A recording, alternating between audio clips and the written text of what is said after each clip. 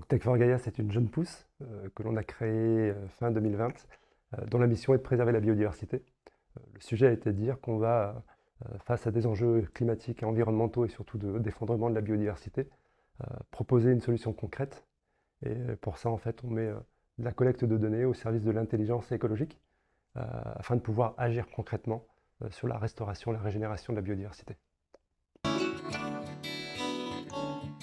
Monitorer la biodiversité, en fait, c'est s'intéresser à ce que nous, on appelle des bioindicateurs, comme l'abeille, la chauve-souris et d'autres animaux que l'on retrouve dans notre environnement, et récolter des données sur leur vitalité. Donc finalement, leur vitalité, c'est comment elles vont dans un environnement donné, un écosystème précis, puisque l'écosystème fait leur vitalité ou non, entre autres. Donc c'est des données propres à leurs habitats, habitats sauvages ou domestiques, des données environnementales que l'on va collecter, et puis voir quelle est l'action aussi de l'homme, comment il interagit avec, et pouvoir ensuite comprendre ce qui fait leur vitalité ou non, et proposer ensuite des actions concrètes de restauration. On utilise le terme d'hyperconnecté parce que le sujet a été de dire qu'on va d'une part déjà mettre à disposition ces dispositifs auprès des apiculteurs, que l'on considère comme les premiers gardiens. Ce sont eux qui aujourd'hui nous ont alertés, en partie sur cet effondrement de la biodiversité notamment à travers donc, le prisme de ces abeilles. Hyperconnecté puisqu'on va également engager des entreprises dans cette démarche-là, qui sont dans une démarche environnementale, type RSE par exemple, mais qui également veulent mesurer leur impact sur l'environnement, sur les parties prenantes. Et le sujet est de, à travers le prisme de l'abeille, qui est très fédérateur, qui permet de mobiliser les acteurs, les salariés autour d'un sens finalement, d'une action concrète, de le faire à travers de la donnée, puisque l'entreprise va avoir une interface dédiée et les salariés vont pouvoir voir comment vont leurs abeilles. Et c'est un moyen de communication assez intéressant. Hyper connecté, puisque cette donnée sera également au service de la recherche, qui a besoin de collecter de la donnée environnementale sur des bioindicateurs. C'est toujours assez compliqué de le faire. Donc là, on peut le faire sur un être vivant, en monitorant la colonie et en voyant comment elle se comporte dans un écosystème dédié. Et hyper connecté, puisqu'il y a encore un acteur dans tout ça, ce sont les collectivités qui impulsent les politiques locales et à qui on va pouvoir faire des préconisations et les aider à mettre en place une stratégie environnementale adaptée. Elle a intégré une démarche RSE parce qu'en fait, elle permet aux salariés d'une entreprise de voir que l'entreprise s'engage dans une démarche environnementale qui a du sens. Parce que finalement, la RSE, c'est pas juste prendre en compte ses fournisseurs, ses clients, mais c'est effectivement ses salariés et les autres parties prenantes. Et les salariés en ont bien conscience. À une époque, on considérait qu'il fallait mettre un baby-foot, mais ce n'est pas le sujet. Le sujet est de dire, voilà, on est une entreprise qui veut également faire sa part dans la transition environnementale. Et là, à travers ce prisme-là, donc de l'abeille dont je parlais tout à l'heure, elle s'y retrouve et les salariés sont contents de pouvoir effectivement voir que l'entreprise a cette action concrète et elle est pleinement engagée puisqu'elle va avoir la possibilité d'aller voir effectivement ces colonies, voir comment elles évoluent tout au long de la saison. Et c'est une façon très pédagogique finalement de parler de biodiversité.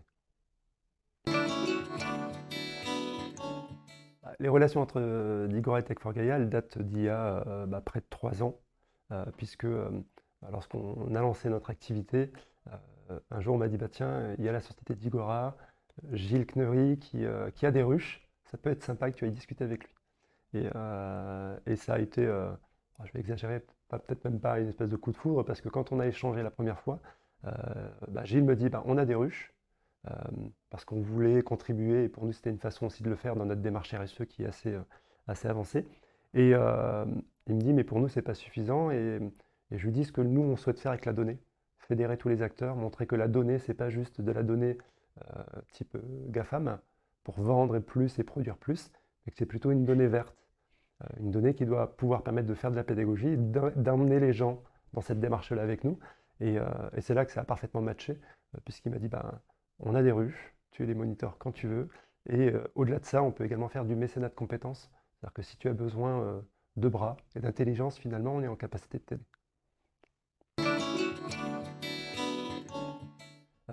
L'abeille est en fait un bioindicateur.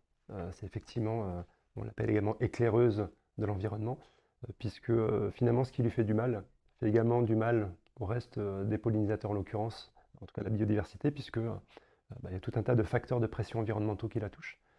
Et cette abeille, on peut la monitorer facilement. On peut monitorer son habitat. c'est plus complexe de monitorer l'habitat de pollinisateurs sauvages.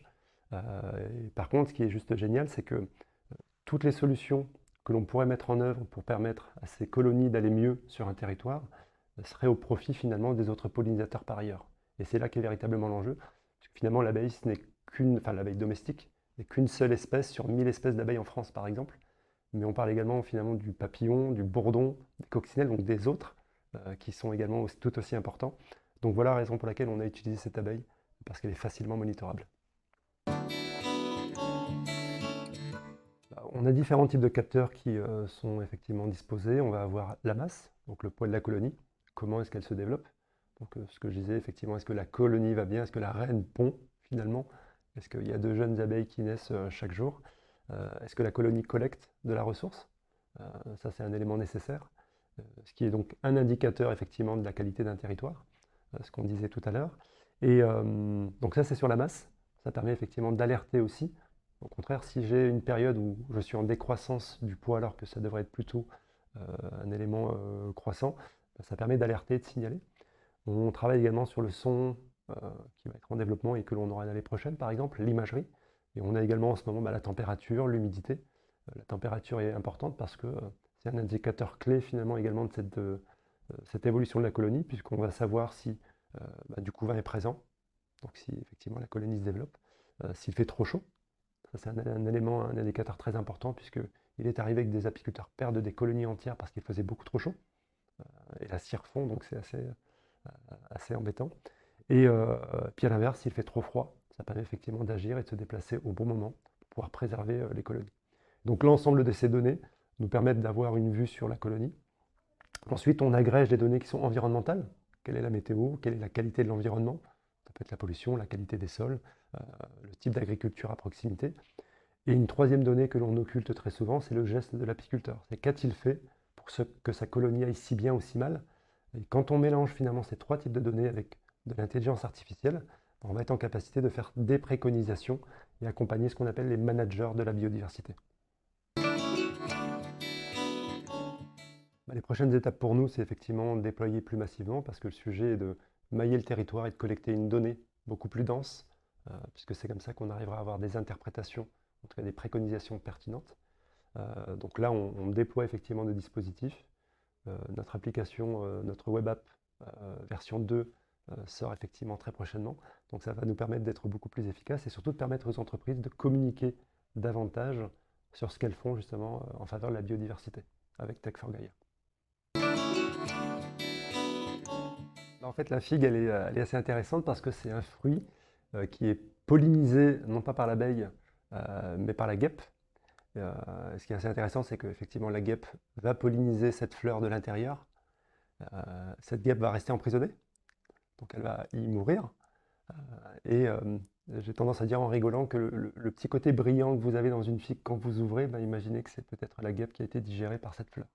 Donc voilà, c'est une belle plante, c'est un fruit que j'aime bien, pour ces raisons-là aussi.